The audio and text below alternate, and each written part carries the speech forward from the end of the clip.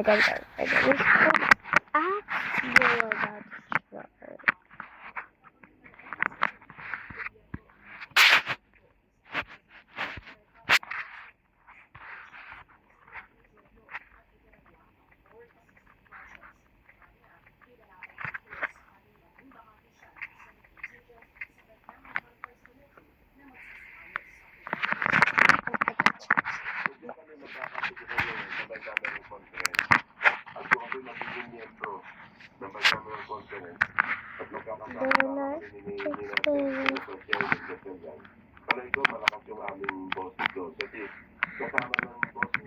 Nai-itchit na ako naman.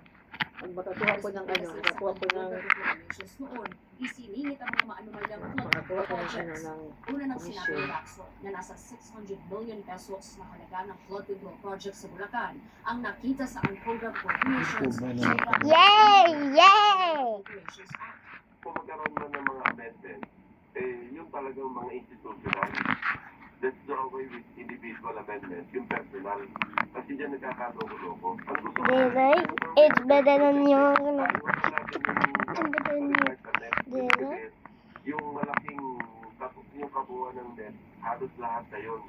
Yun na yung ating i-adapt. Kinundina naman ng Makabayan Bloc ang pagtanggi ng mayorya sa Kamara na tanggalin ang unprogrammed appropriations. Kanila, poprotektahan lamang nito ang mga korapang gawain at pananatilihin ang sistemang maaaring maabuso. Kinuligsa rin ng grupo ang hindi pagtanggap sa mga abyenda sa project ang nilatag ni ACT Teachers Party List Representative Antonio Tino. Kabilang nito ang pagbabalik sa probisyong dapat aprubahan ng Pangulo ang paglalabas ng unprogrammed funds at tanggalin ang anilay sobrang kapangyarihan ng Department of Budget and Management na alay ng budget na nakalaan para sa unprogrammed appropriations. Nanawagan ng grupo sa publiko na isaalang-alang kung paano bumoto ang kanilang mga kinatawan sa mahalagang amyenda para sa pambansang pondo. Inaasahang aaprubahan ng Kamara ang panukalang 2026 National Budget sa ikatlo at huling pagbasa sa Lunes, October 13. Harley Delgado, ABS-CBN News.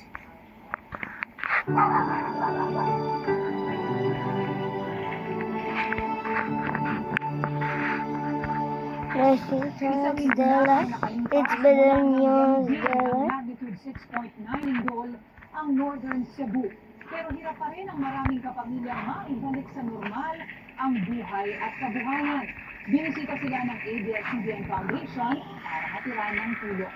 Nagpapatrol, Bernadette Zambrano. Mga butas sa lupa, bitak na sahig, at sirang mga bahay ang iniwang pinsala ng lindol sa barangay Mahawak, Medellin, Cebu. Kaya ang ibang residente naninirahan na lamang sa mga makeshift tent, dala na rin ang takot sa aftershocks.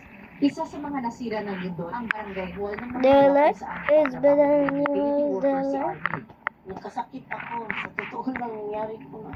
Hindi ko matanggap yung pagbiyakan namin ba. Yung gabi yun. Na-counseling kami kanina. Ligaan loob yung ano ko. Hanggang ngayon, nasa labas kami na natutulog. Si Vivian naman nang maramdaman ng pagyanig, inunang ilikas ang kanyang anak na may kapansanan. Yung partner ko, dinakan niya ang anak namin kasi sobrang pinagulak kasi na na-feel namin. Umiyak kami. Yung iyak namin, hindi malabas sa sobrang takot. Samantala namigay ng tulong ang lingkod sa pamilya ng mainit na pagkain sa mga apektadong residente sa apat na barangay ng San Remigio.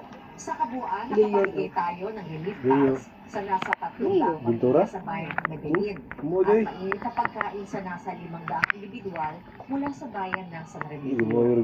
Nagsimula na rin ang pamamahagi ng mga donasyon na nalikom mula sa drop-off point sa Mandaue, Cebu. Tuloy-tuloy pa rin tayo, no? Nananawagan pa rin kami sa mga nais tumulong at gawing conduit, gawing tulay ang ABS-CBN Foundation sa Gitna Pamilya para marating ng mga tulong ninyo itong lugar na ito. Maraming salamat FAS-CBN Foundation sa binigay niyo po sa aming pagkain. Sobra talaga itong na-appreciate. Para sa mga gusto magpaabot ng tulong sa mga pamilya na apektado ng Northern Cebu, maaaring mag-donate ng bigas, ready-to-eat na pagkain o mga delata. Nangangailangan din po sila ng mga hygiene kit tulad ng sabon, shampoo, paste, at maaari po ihatid ang inyong donasyon sa ABS-CBN Foundation Warehouse sa number 13 Examiner Street, West Triangle, Quezon City.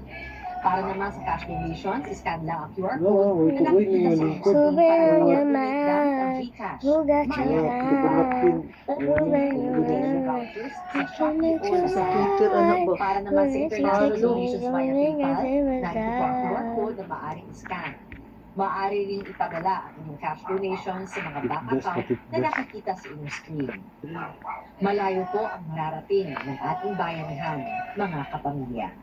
Ako po ang inyong lingkod kapamilya, Bernadette Sangrano, Grande po yan ang show. May samba-samba pa. Meron ay Kilalang Horty Trace at restaurant business ngayon, nagsimula lang sa paluto ng isang kaibigan. Alamin ang kwento sa likod ng Ilos sa May Puhunan, Kaya Mo! I found them on Instagram. Ang tawag sa kanila is Ilos Party Trade. Nung una ko kayong nakita, Baka pwede makiusap, ma'am, kasi ano ang Ilos ang likod kasi ako. Ano ko, inisip ko, open, masyado. Bukid, baka mamaya doon dadaan ang, doon dadaan yung mga nanakaw. Hindi masabi kasi, ma'am, kahit na may guard, pero naman. Yung Hindi asawa naman nagro-roll sa likod. Pero paano kayo pumasok sa pagkain? Were you always in food? Wala po. Kasi po, ang story po talaga, paalis ako. Mag-abroad ako para pumasok ng ibang tsansa. Then, may kaibigan tayo ng palugod, nagpunod ng daddy niya. Doon yung nagsimula. Magkano ang puhunan mo nung ganun kasi yung YouTube. Paano pag may Subdivision, then the village, umikot na rin yun. Diretso na rin po. Now, Ilos has 4 restaurants. At ang delivery nyo, ilang orders kayo sa isang araw? Ilang hundreds? Hundreds. Every day. Abangan ang buong kwento sa May Puhunan, Kaya Mo, Linggo, alas 4 ng hapon. Ay, sir, i-move na lang muna natin ang kasi kausapin na lang muna namin ulit yung kausap ni Kay na isa. Tapos schedule din kami ng tingnan namin yung bahay. Sa'yo kami sa inyo. Ang ko ng pera ngayon na. Kasi ngayong araw, paano makakahanap ng maasahang app? kung bubong lang na magawa. Credit limit ay 30,000 pesos. Simpleng informasyon, parehong araw ng pag-apruba at disbursement. At ang interest ay hindi mataas. Nakita ko sa Bubong ibang lang lugar eh. na ang minimum na interest ay 0.3%. Pero Sa Barbie. napakataas talaga na ako na singil kapag umutang ka. Huwag magpaloko, tunay ang FD lending. Ang interest ay kasing baba ng 0.2%, walang daya. Makukuha mo ng buo ang inuutang mo. Malinaw ang buong proseso. Kakatanggap ko lang ng 25,000 pesos. Makakuha rin ako ng 30,000 pesos. Tuloy ang Shopee. I-click ang video link para mag-apply sa iyong credit limit hanggang 30,000 pesos ang maximum at talagang mababa lang ang interest. Tunay ito. Walang daya. Kaya mag-apply ka na. Walang stress sa pagbabayad. Sobrang convenient. I-click na ang video link sa ibaba ng screen at subukan mo mag-apply. Bubong lang daw yung gawin ang gawin.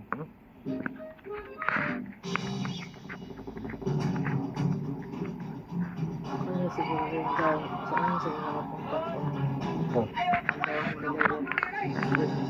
Ay, sabi nga, kasi hindi lalagpas ng 10,000. So, ibig sabihin, Nakapasok pong balita ni Yannick ng magnitude 5 na lindol ang Kapangan Zambales. Nandala ang pagyanig bandang 5:32 p.m. ngayong Sabado at tectonic ang origin. Naramdaman ang intensity 3 sa Kapangan at sabi ibang mo muna, ay, Zambales. sir, Ayon sa wait lang. reports, asahan po Usap ang na kami ng mga kapusay anak ko. kasunod ng Kasi magnitude nasa work 5 pa din yung na sa lindol. mga. Tatlong trabahador ang nasawi matapos tumuho ang lupa at bato sa minahan ng dito sa Pantukan, Davao de Oro dahil sa malakas na lindol kahapon. Muli namang natimbal ng mga residente nang pinanikulit ang malakas na lindol Biyernes ng gabi. Higit 200 pamilya naman ang binigas Sino ba? dahil Laila sa Dilima. posibleng tsunami. Layo nagpapasunod Kasi nandito na Davao ate. de Oro, si Herbert Sino si Ron Gayo na Paano sige? nangyari ang insidente?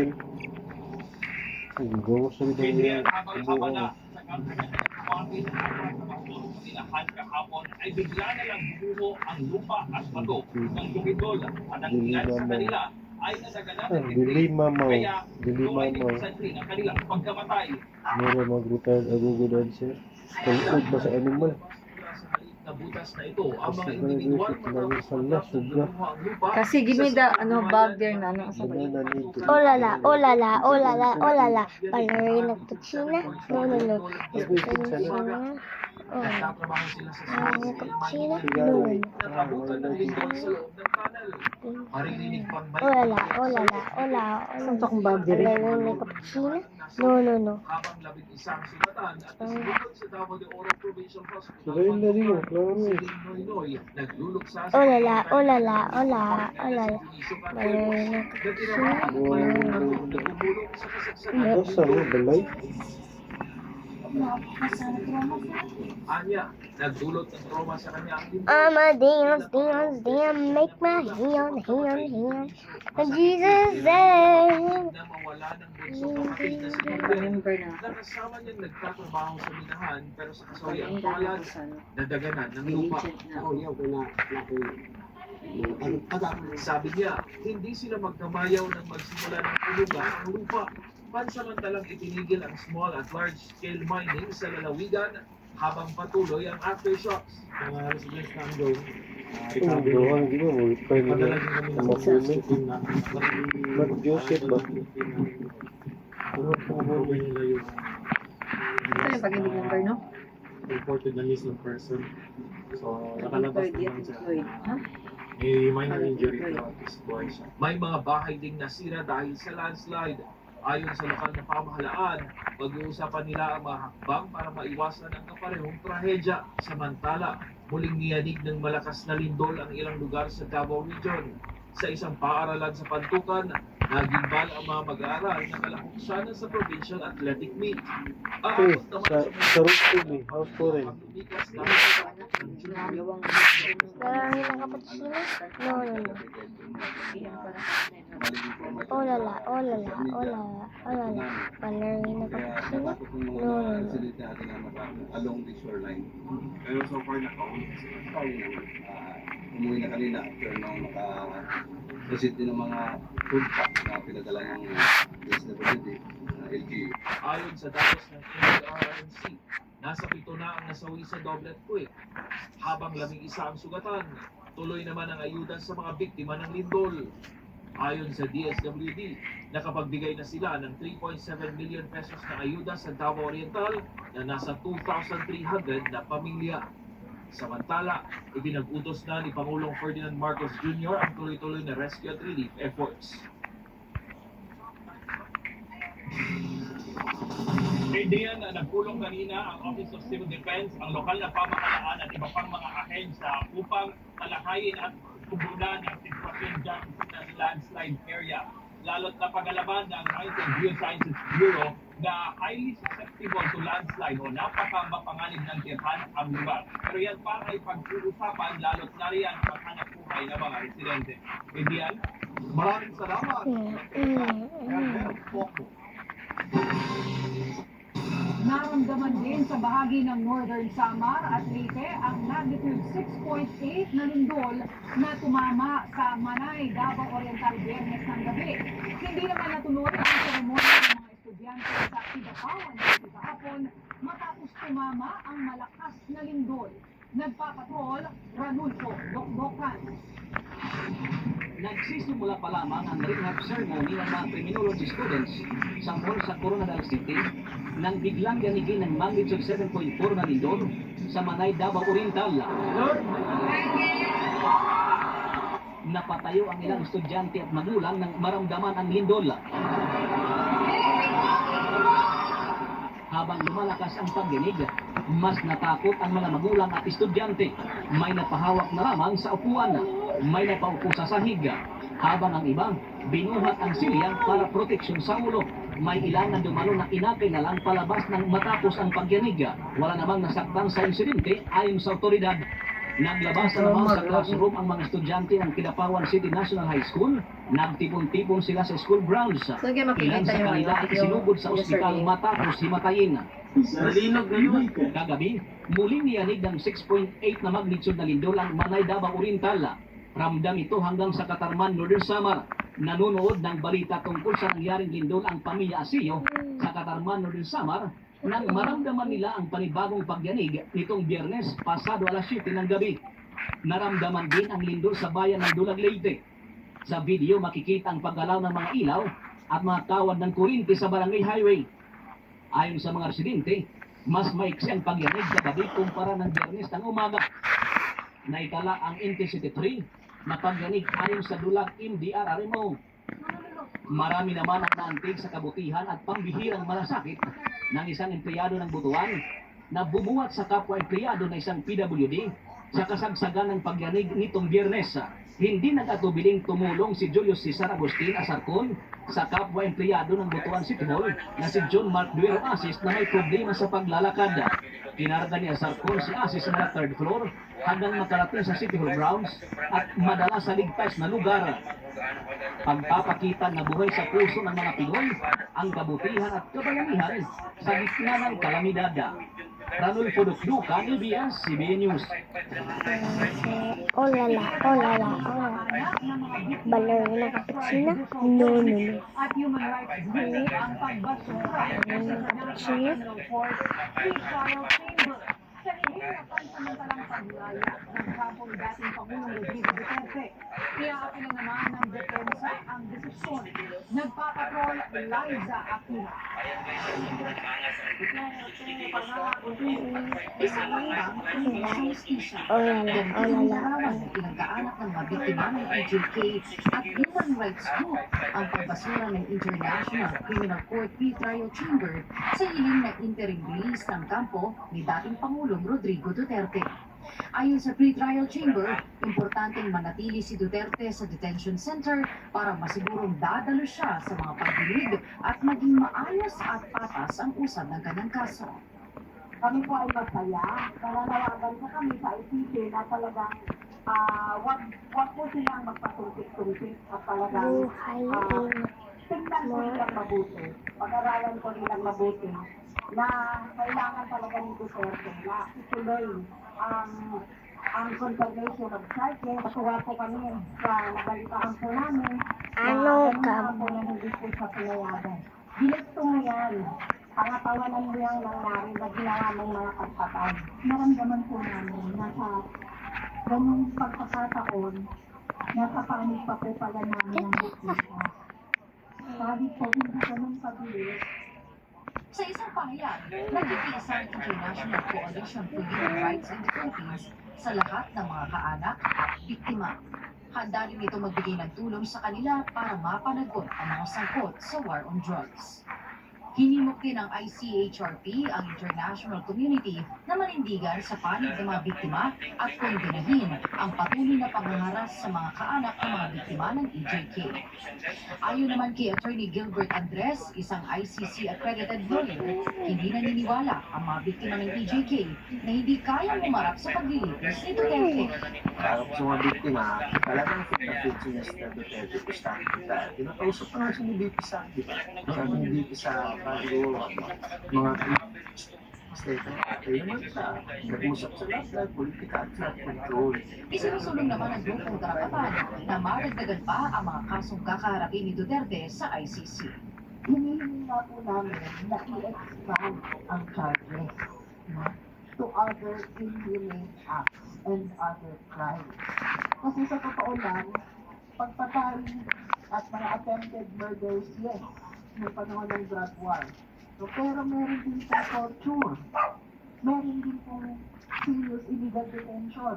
All of these are consequences and should be considered as crimes against humanity that were committed Ballpen kasi. Duterte What? Ballpen. What ballpen? Iaapilan ng kampo ng dating I don't see any Pangulo ang ballpens pagpasura sa here. hiling na pansamantalang paglaya. Nauna na itong tiniyak ng abogado ng si Nicholas Kaufman. Sinigundahan ito ng kanyang anak na si Davao City 1st District Representative Paulo Duterte. Susunod aniya sila sa proseso at iwalang sa huli ay makakauwi sa Pilipinas ang ama. Di tinago ng nakababatang Duterte ang pagkadismaya sa pagbasura sa kanilang hiling. Di anya ito makatarungan at isang political theater lamang.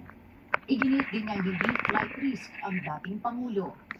Nagbanta rin si Duterte na papanagutin nila ang lahat ng mga nasa likod ng aniyang pagdukot sa kanyang ama. Tumanggi namang magbigay ng pahayag si Vice President Sara Duterte hinggil sa issue. Aniya, kailangan muna unahin ang pagkikiisa sa mga nabiktima ng lindol. Sunod na hihintayin ang desisyon ng Korte sa hamon sa jurisdiksyon ng ICC ng Depensa at hiling na indefinite adjournment of proceedings o pagpapatigil sa mga pagdinig sa kaso ni Duterte. Pero ayon kay Attorney Cristina Conti, delaying tactics lang ito ng kampo ni Duterte. Naniniwala siyang hindi ito uubra sa ICC server at matutuloy din ang naudlot na pagdinig ng confirmation charges. Daddy, look. I have the right item. Ha? Hindi pa. Para maka-attend siya ng hearing Baka, ng kaaliwan sa pakiramdam. Mahigpit ang paniniwala namin na matutuloy at matutuloy itong hearing na ito. Umaasa naman ang mga kaanak ng mga biktima ng war on drugs na uusad na ang proseso bago matapos ang taon. Liza Aquino, ABS-CBN News.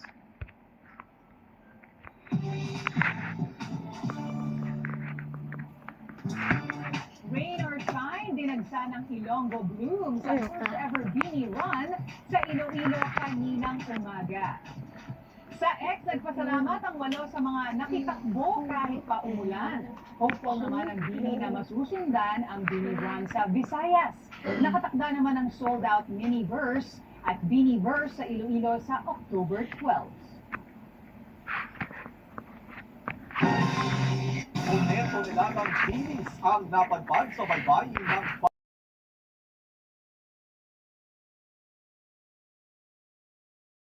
Presidente ng mga binis. Kaya kinuha ito ng video ni Abby Ballerina cappuccina. No. Espesan ni sinangan. Oh lala, oh lala, oh lala, oh lala. Ballerina cappuccina. No. Malakas ang hangin at alon at nagagambala ang kanilang tirahan. Maaari ding nagbago ang temperatura at oxygen level sa tubig. Tayo ng lugar sa mga residenteng nakakuha ng On a different day, breezy wasn't really way. On neighbor street, little kids play around those crust and snow. With you, kids no fun. You Sa ngalan ng ABS-CBN News and the Service of the Filipino, ako po si Zen Hernandez at kami naglilingkod sa inyo saan man sa mundo. Kapamilya, 75 days na lang. Basta na! Susunod ako sa ABS-CBN News YouTube channel ang Tao po!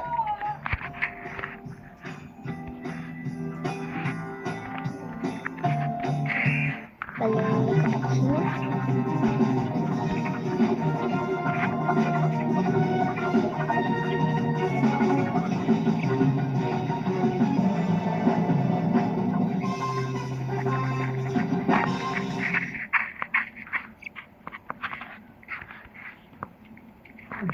Delikado na yung hirap natin. Lagi nang mainit. Yung water meter, matulo na rin. Kailangan na talagang palitan. Ano mga tao kuha ng pera? After pagkasweldo ko na lang. Huwag na, mag-apply na ako sa Mabilis Cash. May promo sila ngayon. Zero interest up to 2 installments. Emergency pa rin agad. Up to 90,000 pesos ang limit. Grabe, ang galing naman. Turuan mo din ako para dalawa ng emergency fund natin. Madali na. Kailangan mo lang yung na at valid ID. Tatlong steps lang. Tapos approve ka na. Ganun kagali? Sige, apply ako ngayon. Wow, totoo nga. May 90,000 credit limit at pwede pang hulugan up to 12 grand. Makakabili na tayo ng bagong net. Tapos, may matitira pa para sa daily gastos. Oo, ayan. Dito na rin yung sa baba para makuha mo yung exclusive ko na. Mabilis Cash! Salamat sa TechCash. Humiram ako ng 20,000 pesos pambili ng gamot ni Mama. Salamat sa TechCash. Humiram ako ng 15,000 pesos pambayad sa renta at tubig. Gamitin mo ang Techcash para sa pangangailangan mo. Makakahiram ka ng hanggang 90,000 pesos. Mababa ang interest at SEC at NPC registered kayo. Huwag ka na magpahuli. I-download na ang Techcash sa Google Play Store o App Store at subukan nyo na rin.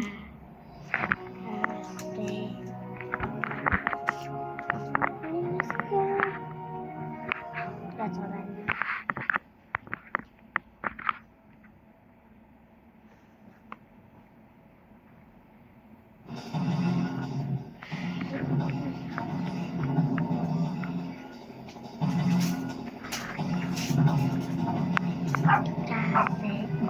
Hola.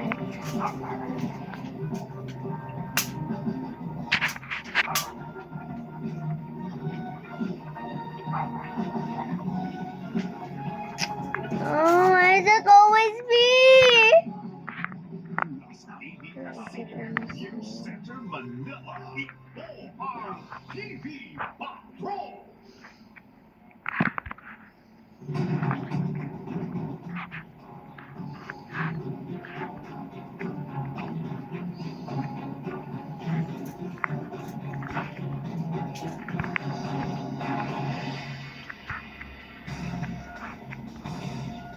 Magandang gabi bayan.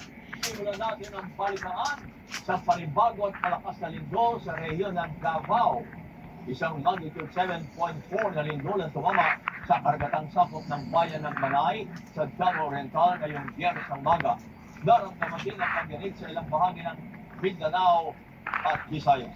Pinalalahanan naman ng PBOX ang kahalagahan ng pagiging handa halos lahat, lalo't na halos lahat ay magkakasunod ng mga lindol na naganap sa Cebu, La Union at Davao. Live mula sa PBOX sa Quezon City, nagpapatrol, Johnson. Anong sabi ng PBOX? Magkakaroon ba itong mga lindol na ito na naganap? Sabayan ng Mariing Binigyan ng pagdidinan ng PBOX na walang koneksyon sa isa't isang halos magkakasunod na lindol na tumama sa Central Visayas, Hilagang Luzon at sa Davao Region. Paliwanag ng PBOX, hindi naman konektado ang mga fault at Philippine Trench na gumalaw sa mga lugar na yan. Pangkaraniwan na rin ayon sa PBOX ang paglindol sa Pilipinas dahil bahagi tayo ng tinatawag na Pacific Ring of Fire. Grabe ang lakas. Oh my God, my Jesus. Oh no, Lord. Ang lakas. Ganito ang naging eksena sa pagtama ng magnitude 7.4 na lindol sa Davao Oriental bago mag-alas 10 ng umaga nitong Biyernes. Napahagulgol sa iyak ang residenteng si Gina habang lumilindol. Wala namang nagawa kundi magyakap-yakap ang pamilya ni Jean sa Davao City habang umaalog ang buong bahay nila. Oh my gosh! OMG! Na mga inis sa opisinang ito, kaya kanya-kanyang labas na ng gusali ang mga empleyado. Ngayon pa naman ang pundasyon yung bahay. Sa video na ito ni Bayan Patroller Rafael Alonzo sa Nintal sa Davao City, kita ang paggalaw ng tubig sa mga aquarium sa garahe ng bahay dahil sa lakas ng pagyanig.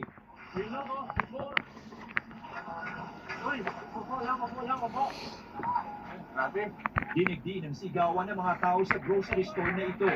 Hilig silang pinakakalma para sa kanilang kaligtasan. Ayon sa PBOX, tektonik ang pinagmulan ng lindol na naitala sa karagatang sakop ng Manay sa Davao Oriental dahil sa paggalaw ng Philippine Trench. Sabi ng PBOX, tumagal ng 25 segundo ang pagyanig. Naramdaman ang pagyanig sa mga probinsya sa Davao Region, pati sa Cotabato, Sarangani, Bukidnon, Butuan, Surigao del Norte, Cagayan de Oro, Zamboanga del Sur at South Cotabato, pati sa ilang lugar sa Visayas, kabilang ng Iloilo City, Southern Leyte at Cebu City. Naglabas din ng tsunami warning ang PBOX bilang babala sa posibleng pagtama nito sa coastal communities sa Davao Oriental, Dinagat Island, Surigao Provinces, Leyte, Southern Leyte at Eastern Samar, pero binawi na rin ito kalaunan. As the further phenomenon height of around 30 centimeters at 10 Sabi ni Bacolcol, vertikal ang naging pagyanig sa Davao Oriental kaya maaaring lumikha ng tsunami Di tulad ng pagdinig kamakailan sa Bogo City, Cebu na side to side o pahalang ang paggalaw ng lupa. Pero magkakaugnay nga ba mga lindol sa Bogo City noong nakaraang Martes, sa La Union itong Huwebes at sa Davao ngayong Biyernes? Wala po silang connection. It's just that we have 180 active segments and then we also have 6 trenches. And there's always this possibility na sabay-sabay yung, hindi man sabay-sabay lahat na 185, we don't want for that to happen. But there's this possibility na isa o dalawa or more active faults would generate earthquakes. Hanggang alas 2 ng hapon kanina, pumalo sa 220 ang naitalang aftershocks. 11 dito ang naramdaman. Kasama na ang magnitude 5.8 na pagyanig kaninang alas 11:33. I would say that we're more prepared now than before. Kasi bilis mga information. I would say that again, we're more prepared now than 20 or 30 years ago. Ipinaputos naman ng DILG ang agarang paglilikas sa mga residente sa coastal area sa mga apektadong lugar habang inalerto ng AFP at PNP ang mga tropa nito sa Davao Region na magsagawa ng damage assessment katuwang ng Office of Civil Defense. They're ready to do rescue and retrieval operations, but also they are there to assist yung ating OCD in the assessment of the damage that was caused by the earthquake. Police personnel are currently inspecting buildings, roads and other infrastructures for damage and identifying areas that need urgent attention. Pakiusap naman ni Pangulong Ferdinand Marcos Jr. sa mga lugar na apektado ng lindol, manatiling alerto at kalmado, agad na lumikas at sumunod sa local disaster councils at barangay officials. Anya, ginagawa ng pamahalaan ng lahat para makarating ng tulong sa mga mangangailangan nito. Sabi naman ng tanggapan ni Vice President Sara Duterte, nakahanda silang tumulong sa mga lokal na pamahalaan kung kinakailangan. Kabayan, ayon sa PMOX, posibleng tumagal pa ng hanggang mga ilang araw o linggo ang mga aftershocks na makikatala dyan sa Davao Region. Muli ring nilinan ng PMOX na hindi napipredict, hindi na huhulaan kung kailan mangyayari at saan tatama isang malakas na lindol. Ayon sa PMOX, hanggang alas 5 ngayong hapon, umabot na sa higit 300 o 339 ang naitalang aftershocks doon sa Davao Region at 13 dyan ang naramdaman. Kabayan.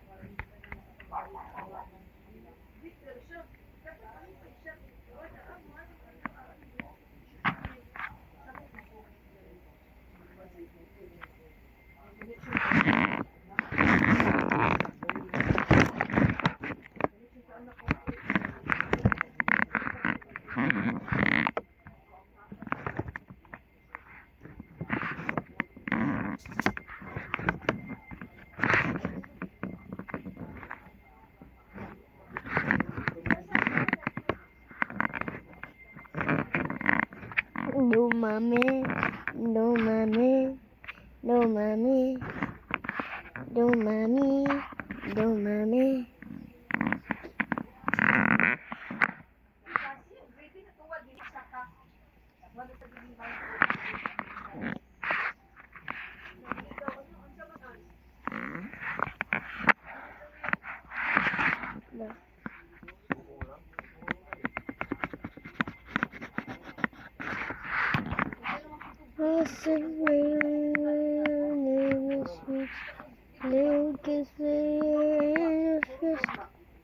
Mafios.